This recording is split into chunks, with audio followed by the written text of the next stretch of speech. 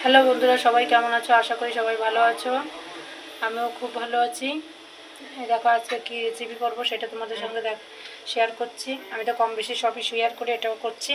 সন্ধ্যার সময় একটা টিফিন করব। এদিকে আলুটা আমি ঘুষুনি দিয়ে গ্রেট করে নিয়েছি, আর এইদিকে দেখো পেঁয়াজ কুচি, আর এইদিকে লঙ্কা কুচি। আর এটা দিয়ে আমি ময়দা দিয়ে একটা টিফিন করবো। সবাই ভিডিওটা দেখতে থাকো, আমার পাশে থাকো, কেউ স্কিপ করো না, পুরো ভিডিওটা দেখতে থাকো। স্কিপ করলে কেউ দেখতে পাবে না। আচ্ছা, ময়দা নিয়ে নিলাম, এখানে প্রায় 200-250 ময়দা নিয়ে নিয়েছি আমি। ময়দার ভিতরে আমি পেঁয়াজ কুচিটা দিয়ে দিলাম, লঙ্কা কুচি দিয়ে দিলাম, আলুটা গ্রেট করে রেখেছিলাম রসুন দিয়ে, সেটা দিয়ে দিলাম। এবার এইটা আমি ভালো করে মিক্স করে নেব। একটু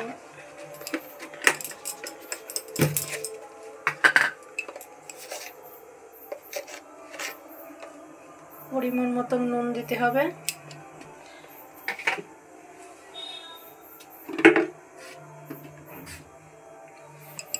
এবার এটা আমি একটু জল দিয়ে দেবো। জল দিয়ে এটা ভালো করে মিক্স করে মেখে নেব। অতিরিক্ত পাতলা করা যাবে না।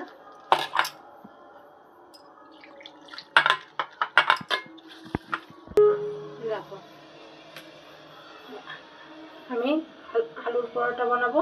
দেখতেই পাচ্ছ আমি কিভাবে ময়দা দিয়ে আলু টালু সব কিছু দিয়ে আমি দেখো এরকম কত সুন্দরভাবে মেখে নিয়েছি। দেখতেই পাচ্ছ বন্ধুরা, এইভাবে মেখে নেবে, ভীষণ ভালো লাগে খেতে।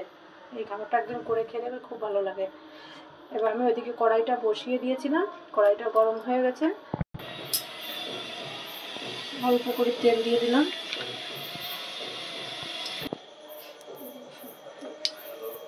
আমি তেলটা ভালো করে কড়াইটা ঘুরিয়ে ঘুরিয়ে তেলটা পুরো কড়াইতে আমি করে দিলাম। তেলটা ঘুরিয়ে কড়াইতে আমি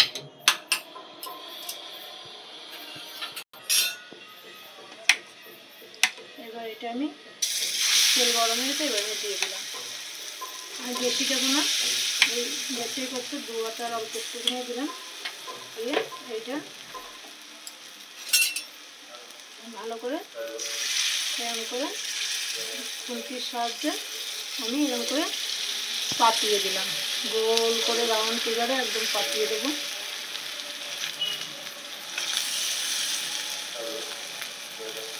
আর নিজে জেলেই করতে হবে, বেশি আওয়াজ দিয়ে করা যাবে না, কেননা তাহলে তলাটা পুড়ে উঠবে কিন্তু ভিতরটা কাঁচা থেকে যাবে।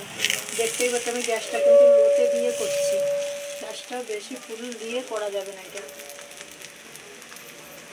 এইভাবে আলুর পরোটা করে খেয়ে দেখবে, খুব সুন্দর লাগে। আমার এক পিস কিন্তু ভালোভাবে হয়ে গেছে। বেশ একটু ঝাল ঝাল ভালো লাগে, খুব ভালো লাগে খেতে। দেখতে পাচ্ছ কত সুন্দর হয়ে গেছে। এই পিঠটাও এরকম করে নেব। দেখতে পাচ্ছ বন্ধুরা, এটা হয়ে গেছে। আমি এবার এটা তুলে দেবো। এটা আমার হয়ে গেছে, আমি নামিয়ে দিলাম।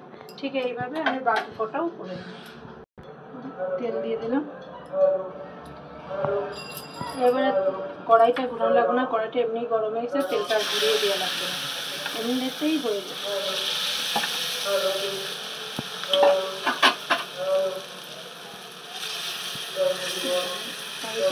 দিচ্ছি হেভি টেস্টি একটা খাবার বন্ধুরা, এইভাবে একদিন করে খেয়ে দেখবে। কারণ আমরা তো ময়দা দিয়ে গুলা রুটি তো করে খাই সবাই, সেটা একটা আলাদা টেস্ট। আলু দিয়ে পেঁয়াজ দিয়ে কাঁচা লঙ্কা চিড়ে দিয়ে এটা দিয়ে করে খেয়ে দেখবে। আলু দিয়ে করাটা খুব সুন্দর লাগে খেতে।